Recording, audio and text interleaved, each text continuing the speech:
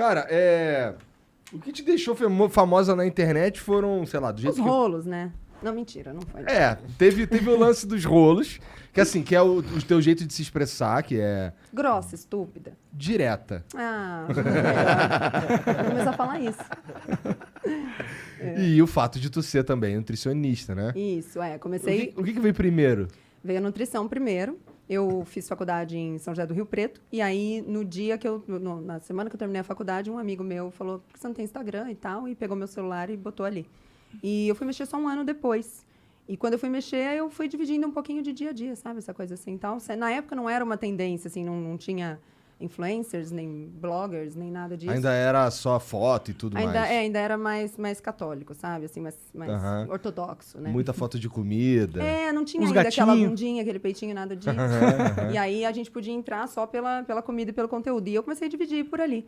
E aí o grande negócio foi que na minha área, na área da nutrição, na época, faz o que isso? 8, quase 10 anos, o tema que eu estudava e que eu mais trabalhava em nutrição ainda era muito pouco conhecido, que era essa coisa de uma dieta mais baixa em carboidratos e um outro tipo de abordagem. A gente falava bastante na contramão do que as diretrizes, na época, as diretrizes brasileiras apresentavam, mas que as diretrizes de outros países já acolhiam. E aí acabei tendo uma vazão grande por causa desse assunto. Virou polêmica, porque você estava indo contra o status quo da nutrição brasileira? Sim, exatamente. Entendi. E aí eu tomei na cabeça como um bode do tipo, a gente bate aqui para que os outros vejam que Fiquem não... com medo de não querer... não vem com progresso aí não, mano. Essa porra aí de...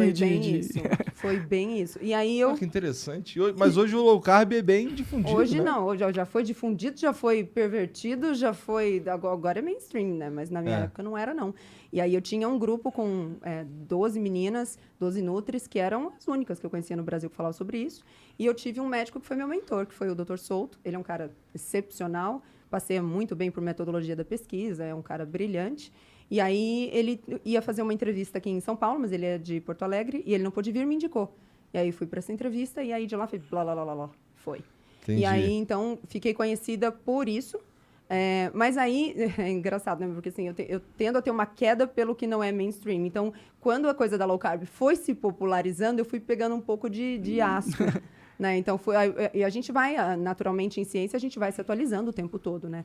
E, realmente, o que a gente acreditava ser verdade, ser uma boa, 5, 6 anos atrás, a gente já sabe que hoje é um pouquinho diferente e assim vai. Mudou-se o consenso do low carb daquela época pra cá? Não o consenso em si, mas essa popularização trouxe uma cena em que as pessoas elegeram low carb como se fosse o salvador da pátria. Resolve todos os problemas. Você tá com depressão? Low carb. Unha encravada? Low carb. Não tá arrumando namorado? É isso. Low carb. E aí realmente ficou complicado. Então, eu me vi num certo momento, não à toa, mas precisando falar mais para as pessoas, calma, dá uma segurada, não é tudo isso não, do que pregando no deserto. Pode crer. Né, você viu um cenário, via que ninguém tava falando low carb, falou, pô, aqui tem um espaço. Aí quando tá todo mundo falando, falou, opa, ok. Mas tem esses problemas aqui também sobre a parada. Porque, naturalmente, uma dieta mais baixa em carboidrato tem uma característica de ser um pouco mais rica em gordura.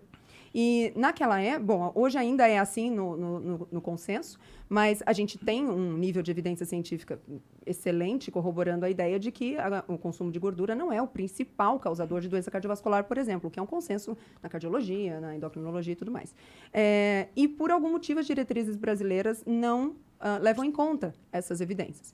E aí, então, quando eu comecei a falar sobre isso, basicamente o discurso era, olha, você pode comer a gema do ovo, você pode comer a gordura da picanha, cara, você pode botar azeite na comida.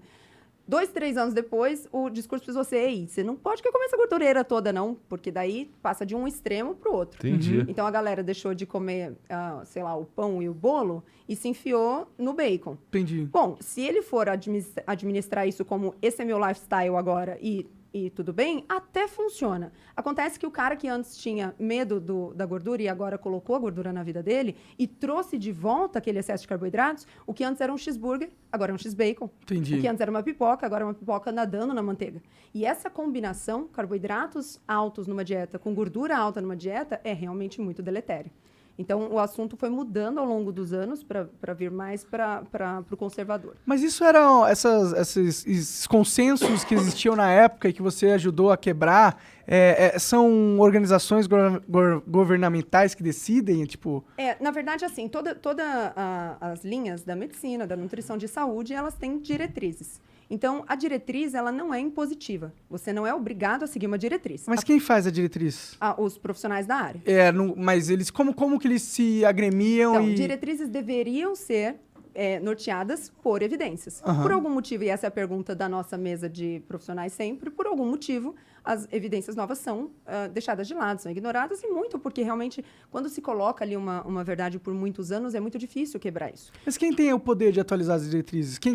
Os conselhos poderiam fazer mais por isso. Sim, poderiam fazer mais por isso. Mas aí que tá, porque como ela não é impositiva, você não é obrigado a fazer isso... Então ninguém liga. Você pode. Acontece que assim, se eu oriento um paciente meu completamente numa abordagem completamente contrária às diretrizes e algum problema acontece, eu vou precisar justificar por que eu agi na contramão das diretrizes. Entendi. Entende?